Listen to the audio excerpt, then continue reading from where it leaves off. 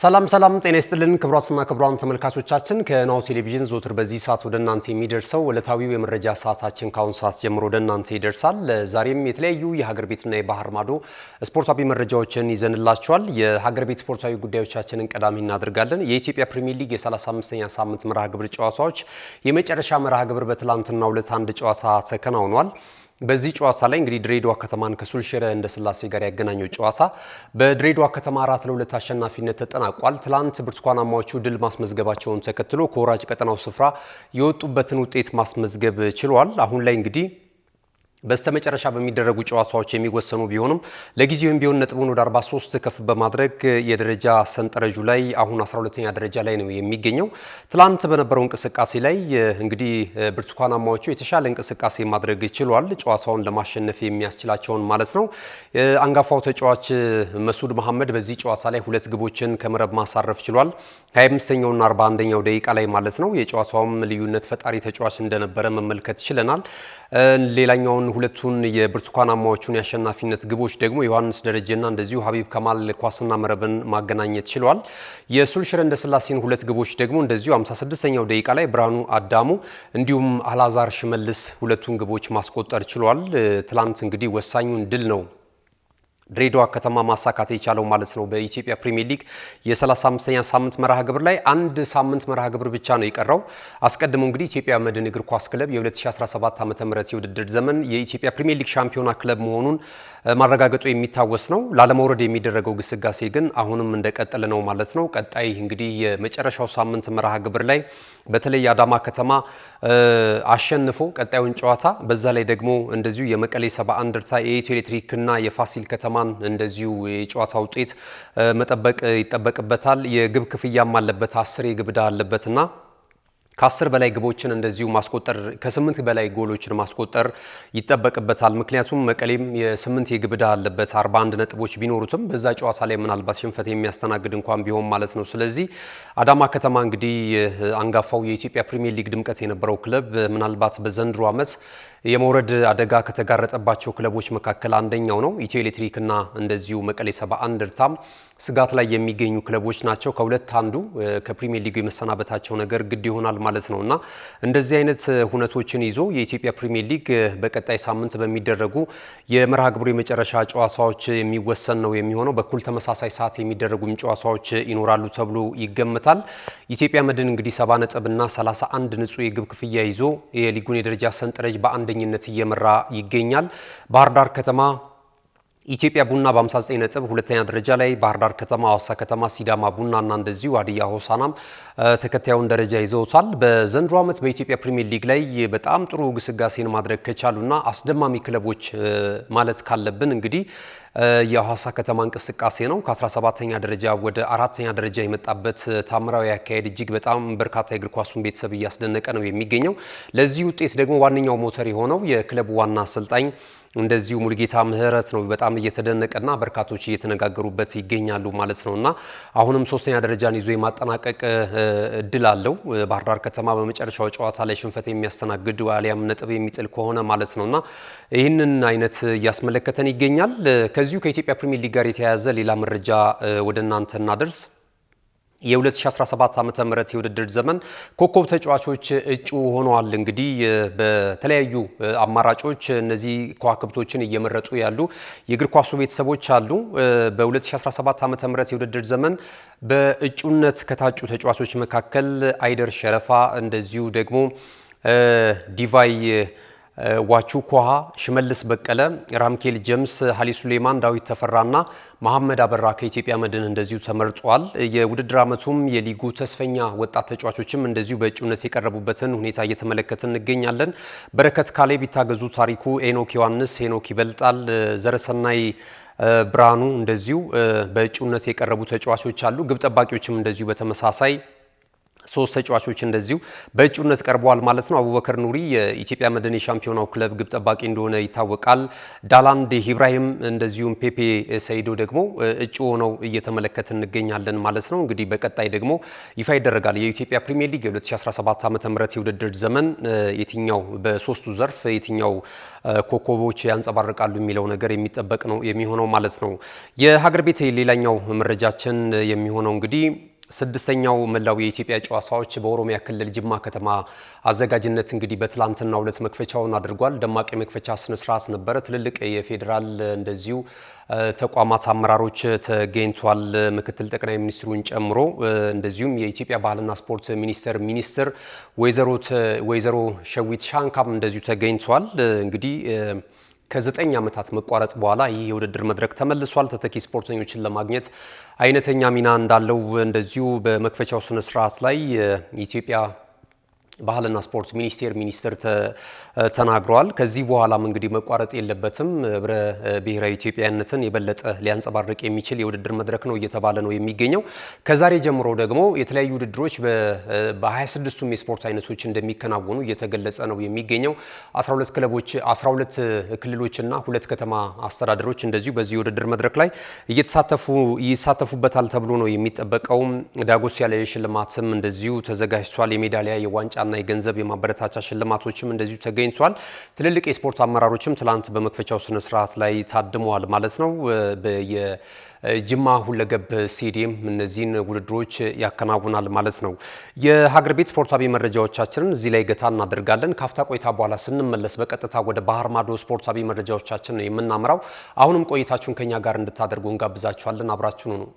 ካሽጎ በየትኛውም ዓለም ሆነው በማንኛውም ሰዓት ለወገኑ የሚደርሱበት ፈጣን የገንዘብ መላኪያ ተከፈተሎ። ማስተርና ቪዛ ካርዶን በመጠቀም ከ5 እስከ 20 ዶላር የሚልኩበት አዲስ የገንዘብ መላኪያ መንገድ። ካሽጎን ለየት የሚያደርገው የትኛውም የገንዘብ ዝውውር በፍጥነት አገልግሎት ከመስጠቱም ባሻገር ለማንኛውም አገልግሎት ምንም አይነት ክፍያ አለመጠየቁ ነው። በሀገራችን ታሪክ ገንዘብን ከውጪ ወደ ሀገር ቤት በማስተላለፍ በመተግበሪያ መልክ አገልግሎት መስጠት የጀመረው የመጀመሪያው ሀገር በቀል የገንዘብ መላኪያ ዘዴ ካሽጎ ከ4500 በላይ ባሉ የባንክ ቅርንጫፎች አገልግሎት እየሰጠ ይገኛል። ገንዘቦን በሰኮንዶች ልዩነት ውስጥ ይፈልጉ በአካውንቶ ወይንም በእጆ ቆጥረው የሚወስዱበት ልዩ ዘዴ።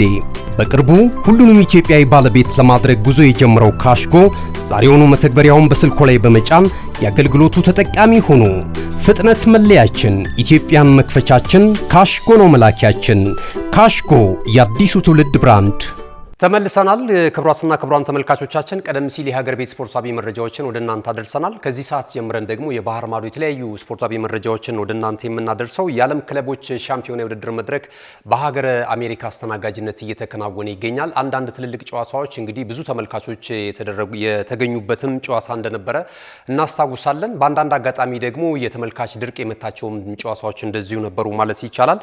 አስቀድሞ እንግዲህ ግብፁ ክለብ አልሂላል እንደዚሁ ከአልአህሊ ከአሜሪካው ክለብ ኢንተር ሚያሚ ጋር ያደረጉት የመክፈቻ ጨዋታ ላይ እስከ 60 ሺህ ተመልካቾች በስቴዲየም ተገኝተው እንግዲህ ጨዋታውን ሲከታተሉ እንደነበረ የሚታወስ ነው። ፒኤስጂም ከአትሌቲኮ ማድሪድ ያደረጉት ጨዋታና በፒኤስጂ 4-0 አሸናፊነት የተጠናቀቀው ጨዋታ ላይም 80 ሺህ ተመልካቾች እንደዚሁ በስቴዲየም ተገኝተው ሲከታተሉት እንደነበረ እናስታውሳለን።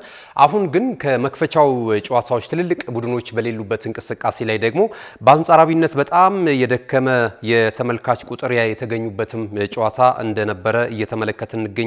ለምሳሌ ቼልሲ ጨዋታውን ሲያደርግ ከኤልኤፍሲ ጋር ያደረገውን ጨዋታ ቼልሲ 2-0 በሆነ ውጤት ማሸነፉን እናስታውሳለን። በዛ ጨዋታ ላይ 2000 ተመልካቾች ብቻ ናቸው በስቴዲየም የተገኙት።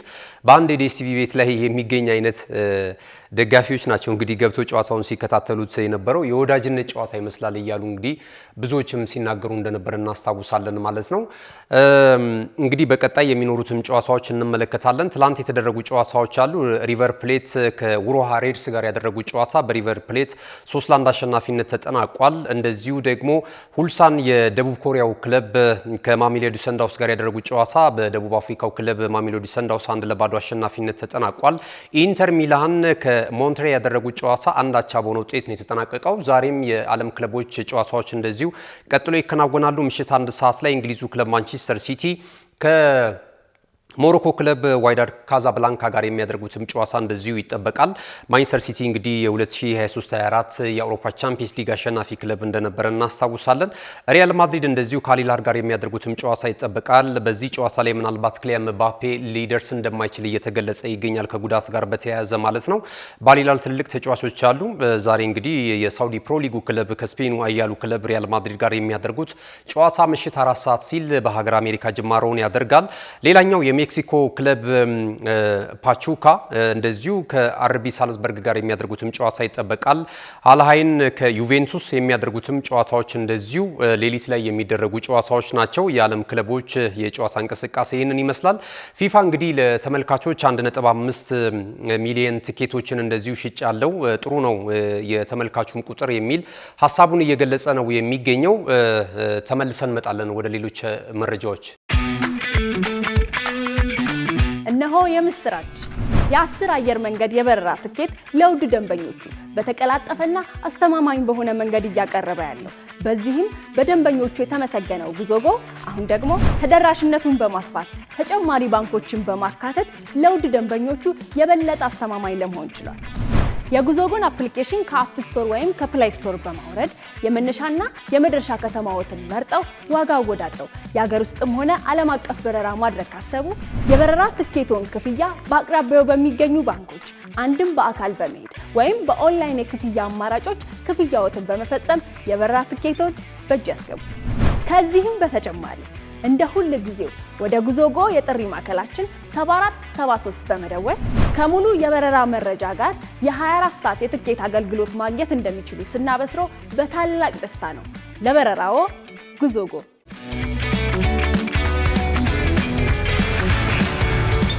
ወደ ሌላኛው የባህር ማዶ ስፖርታዊ መረጃችን ስናልፍ ደግሞ እንደዚሁ የእንግሊዝ ፕሪሚየር ሊግ የ2024-25 የውድድር ዘመን የአዲሱ የውድድር ዘመን የዕጣ ማውጣት ስነ ስርዓት በዛሬው ዕለት ይከናወናል። በምሽቱ የስፖርት ዜና ወጃችን ላይ ማን ከማን ተገናኘ፣ የመጀመሪያ ዙር ጨዋታዎች ላይ በተለይ የሚለውን ይዘን የምንመጣ ይሆናል። እንግዲህ ያለፈው የተጠናቀቀው የውድድር ዓመት ጅማሮ ሲደረግ በዕለተ አርብ ምሽት ማንቸስተር ዩናይትድ ከፉልሃም ጋር ነበረ ጨዋታቸውን ያደረጉት። እንደምናስታውሰው በዛ ጨዋታ ላይ ጆሹዋ ሲርኬዚ 86ኛው ደቂቃ ላይ ጎል አስቆጥሮ ማንቸስተር ዩናይትድ ከጨዋታው ሙሉ 3 ነጥብ ይዞ የውድድር ዓመቱን በድል የጀመረበትን አጋጣሚ እንደዚሁ ማስመዝገቡ እናስታውሳለን። ዘንድሮስ ማን ከማን ይገናኛል የሚለው ነገር ይጠበቃል። ክለቦች ከወዲሁ እንግዲህ ራሳቸውን ለማጠናከር የተለያዩ እንቅስቃሴዎችን በማድረግ ላይ ነው የሚገኙት። ተጫዋቾችን በማስፈረም ላይ ይገኛሉ። እንግዲህ የውድድር ዓመቱ የትኛውን ክለብ ከየትኛው ክለብ በመጀመሪያው ሲዝን እና በሁለተኛው ሲዝን ያገናኛል የሚለው ነገር የውድድር ዓመቱ አጠቃላይ የጨዋታ ስኬጁል በዛሬው ዕለት ይፋ ይደረጋል ተብሎ ነው የሚጠበቀው ማለት ነውና አዳዲስ ክለቦች አሉ። ከሻምፒዮንሺፑ ያደጉ ክለቦች አሉ እንደነ ሼፊልድ ዩናይትድ፣ ሊድስ ዩናይትድን የመሳሰሉ ክለቦች ማለት ነውና እነሱስ የጨዋታ ሂደታቸውን በምን አይነት መልኩ ይጀምሩታል የሚለው ነገር በጣም ተጠባቂ ነው ማለት ነው። ሌሎች መረጃዎችን ወደ እናንተ ስናደርስ ቶተንሃም ሆትስፐርስ እግር ኳስ ክለብ እናገኛለን። የቶተንሃም ሆትስፐርስ እግር ኳስ ክለብ ሊቀመንበር ዳኒ ሌቪ እንግዲህ አንድ ሀሳብ አጋርቷል። አስቀድሞ እንግዲህ አውስትሬሊያውን አሰልጣኝ አንጄ ፖስቴኮግሉን አሰናብተው ነበረ። የኢሮፓ ሊግ የዋንጫ ክብርን ካመጡ በኋላ ከ16 ቀናት በኋላ ነበር ያሰናበቷቸውና እኛ አሰልጣኝ ባለፈው የውድድር ዓመት ወደ ሰሜን ለንደኑ ክለብ እንደመጡ ይታወቃል። ከዚህ ቀደም እንግዲህ በስኮትላንድ ሊግ ላይ በጣም ጥሩ እንቅስቃሴ ሲያደርጉ ጥሩ ውጤቶችን ሲያስመዘግቡ የዋንጫ ሪከርድም ያላቸው አሰልጣኝ ናቸው። በቶተንሃም ሆትስፐርስም እንግዲህ ከ2008 በኋላ የዋንጫ ክብር እንዲያገኝ ያስቻሉ አሰልጣኝ ናቸውና በሊጉ ግን እንደምናስታውሱ 17ኛ ደረጃን ይዘው ነው ያጠናቀቁት 38 ነጥቦችን ሰብስቦ ማለት ነው በእንግሊዝ ፕሪሚየር ሊግ ላይ ማለት ነው። ይህንን ተከትሎ እንግዲህ ለስንብታቸው ዋነኛ ነው ምክንያት ነው ተብሏል። በአውሮፓ ሊጉ በእርግጥ የዋንጫ ክብር ማምጣት ችሏል። በቀጣይ ዓመትም የአውሮፓ ቻምፒየንስ ሊግ የውድድር መድረክ ተሳትፎንም እንደዚሁ ያረጋገጡበትን ውጤት ማስመዝገብ ችሏል። አሁን ዳኒ ሌቪ ምንድነው የሚሉት? እሳቸውን ያሰናበትኩበት ሂደት ስሜታዊነትና ወከባ የተሞላበት ነው። ይሄም እጅግ በጣም ይጸጽተኛል የሚል ሀሳባቸውን ገልጿል። እንግዲህ አሰልጣኝ ቶማስ ፍራንክን ከብሬንትፎርድ ሲቲ ማምጣታቸው ይታወቃል። አሁን እንግዲህ ይህንን ጸጸታቸውን ነው ለእግር ኳስ ቤተሰቡ ያጋሩት። በእርግጥ ይቆያሉ ተብሎ ተገምቶ ነበር። ምክንያቱም የኢሮፓ ሊግ የዋንጫ ክብርን ማምጣት ችሏል። ቀደም ሲል እንደገለጽኩላችሁ ከ2008 በኋላ ነው ነጮቹ የዋንጫ ክብርን ማየት የቻሉት በእኚህ አሰልጣኝ አማካኝነት ማለት ነው። የእድሜ መግዣ ወይም ደግሞ የቆይታ መግዣ ይሆናቸዋል ተብሎ ተገምቶ ነበር ይህንን የዋንጫ ክብር ማሳካታቸው። ነገር ግን አልተሳካም፣ ተሰናብቷል። እኚህ የ59 ዓመቱ አውስትራሊያዊ አሰልጣኝ ግሪክ ነው የተወለዱት ይታወቃል። እና እሳቸውን የተመለከተ መረጃ ይህንን ይመስላል። እዚሁ በቶተንሃም ሆትስፐርስ ቤት ግን ስንቆይ የተለያዩ ተጫዋቾችን ለማስፈረም አሰልጣኝ ቶማስ ፍራንክም እንደዚሁ እያማተሩ ነው የሚገኙት። በተለይ የቀድሞ ክለባቸውን ለማለት አሁን የምንደፍረው የብሬንትፎርድ ሲቲ ነው የፊት መስመር አጥቂ ብሪያን ሙቤቡን የማምጣት ፍላጎት አላቸው። ይህ ተጫዋች ትልቅ አቅም እንዳለው በእሳቸው ስር እንግዲህ መመልከት ችለናል። በአዲሱ ክለባቸው ቶተንሃም ሆትስፐርስ ቤትም ይህንን ተጫዋች ግልጋሎቱን ለማግኘት እንደዚሁ ጥረት እንደሚያደርጉ እየተገለጸ ነው የሚገኘው። ከዛ ባሻገር ሌላ ፈተናም ተጋርጦባቸዋል። ሰን ዩንግሚንን ይህንን ደቡብ ኮሪያውን የፊት መስመር አጥቂም የማቆየት ፍላጎት አላቸው። ይህ ተጫዋች እንግዲህ አስቀድሞ ከሃሪኬን ጋር የነበረው ጥምረት ይታወቃል። ሃሪኬን ደግሞ ወደ ጀርመኑ ክለብ ባየር ሙኒክ ማምራቱ ይታወቃል። በዛም የቡንደስሊጋውን ክብር እንደዚሁ እንዳሳካ ይታወቃል በሁለት ዓመት ቆይታው። ነገር ግን ይህ ተጫዋች ከዚህ ከሰን ዩንግሚን ጋር የነበረው ጥምረት አንዳቸው ለአንዳቸው ያለቁ ኳሶችን የማቀበላቸው ሂደት እጅግ በጣም አስደናቂ ነበረ። አሁን እንግዲህ በሰሜን ለንደኑ ክለብ የመቆየት ፍላጎት እንዳሌለው እየተነገረ ይገኛል። 32 ዓመቱ ላይ ነው የሚገኘው። በጣም ታለንትድ ናቸው ከሚባሉ ተጫዋቾች መካከል አንደኛው ነው። ነገር ግን አጠቃላይ የእግር ኳስ ሕይወቱ ግን በዋንጫ የታጀበ ነው ለማለት አይቻልም።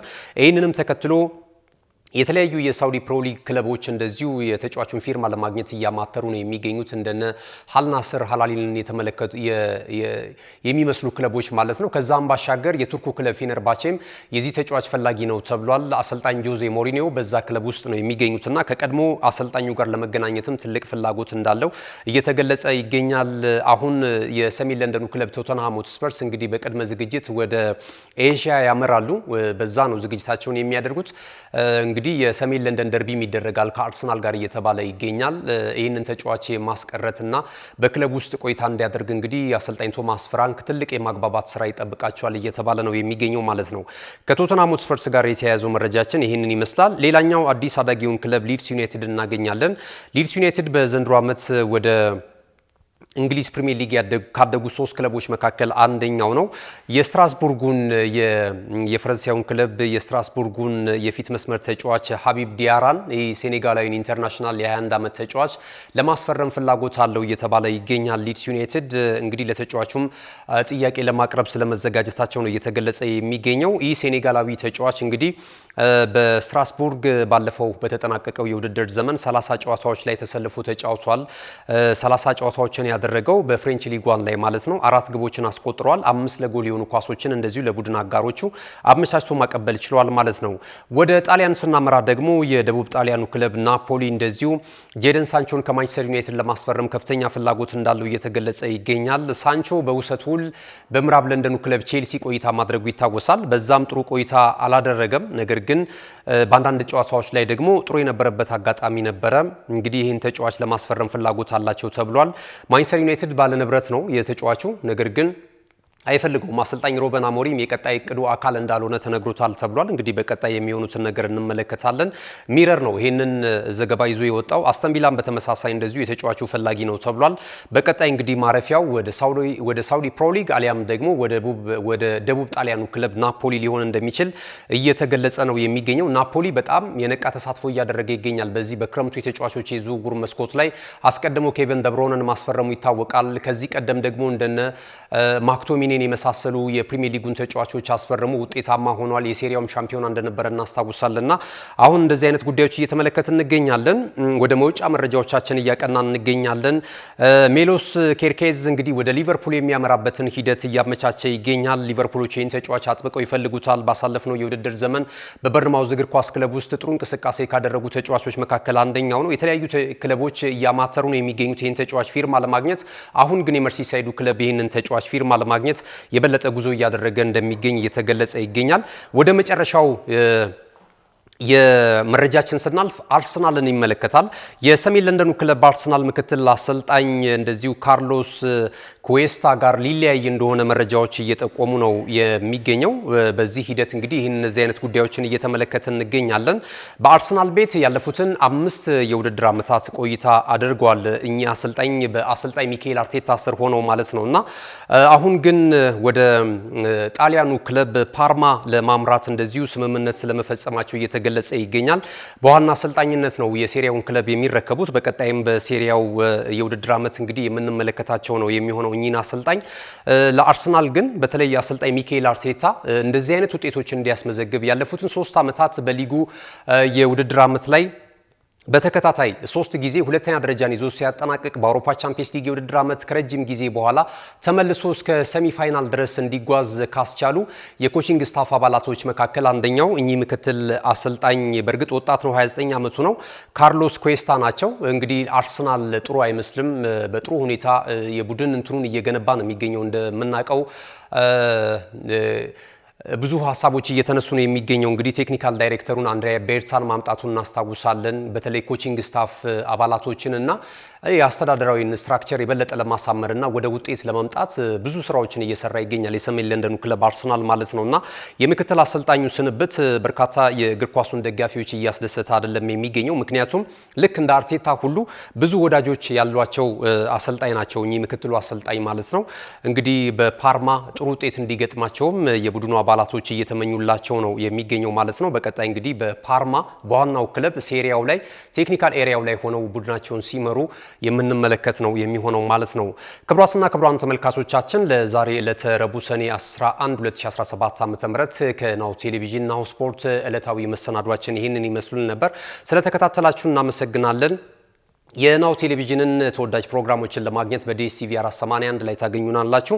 በሌሎች ማህበራዊ ሚዲያ አማራጮች ደግሞ በመላው ዓለም እየደረስን እንገኛለን። በቲክቶክ፣ በፌስቡክ እንዲሁም ደግሞ በዩቲዩብ ቻናላችን ከ375000 በላይ ተከታዮች አሉት። ይህንን ዩቲዩብ ቻናላችንን ላይክ፣ ሼር፣ ሰብስክራይብ እያደረጋችሁ ቤተሰብ እንድትሆኑ ከወዲሁ እንጋብዛችኋለን። የዛሬው ዕለታዊ ስፖርታዊ መረጃችን ይህንን ይመስላል። አዘጋጁ ገዛኸኝ ዱላ ነበርኩኝ። እንደዚሁም በካሜራው በኩል ደግሞ አብዲ ከኔ ጋር ቆይታ አድርጓል። ሌሎች ፕሮግራሞች እንድትከታተሉ እየጋበዝን በዚሁ እናጠናቅቃለን። መልካም ቀን ይሁንላችሁ። እነሆ የምስራች!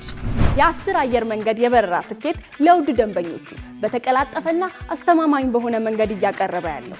በዚህም በደንበኞቹ የተመሰገነው ጉዞጎ አሁን ደግሞ ተደራሽነቱን በማስፋት ተጨማሪ ባንኮችን በማካተት ለውድ ደንበኞቹ የበለጠ አስተማማኝ ለመሆን ችሏል። የጉዞጎን አፕሊኬሽን ከአፕ ስቶር ወይም ከፕላይ ስቶር በማውረድ የመነሻና የመድረሻ ከተማዎትን መርጠው ዋጋ አወዳድረው የሀገር ውስጥም ሆነ ዓለም አቀፍ በረራ ማድረግ ካሰቡ የበረራ ትኬቶን ክፍያ በአቅራቢያው በሚገኙ ባንኮች አንድም በአካል በመሄድ ወይም በኦንላይን የክፍያ አማራጮች ክፍያዎትን በመፈጸም የበረራ ትኬቶን በእጅ ያስገቡ። ከዚህም በተጨማሪ እንደ ሁል ጊዜው ወደ ጉዞጎ የጥሪ ማዕከላችን 7473 በመደወል ከሙሉ የበረራ መረጃ ጋር የ24 ሰዓት የትኬት አገልግሎት ማግኘት እንደሚችሉ ስናበስሮ በታላቅ ደስታ ነው። ለበረራዎ ጉዞጎ!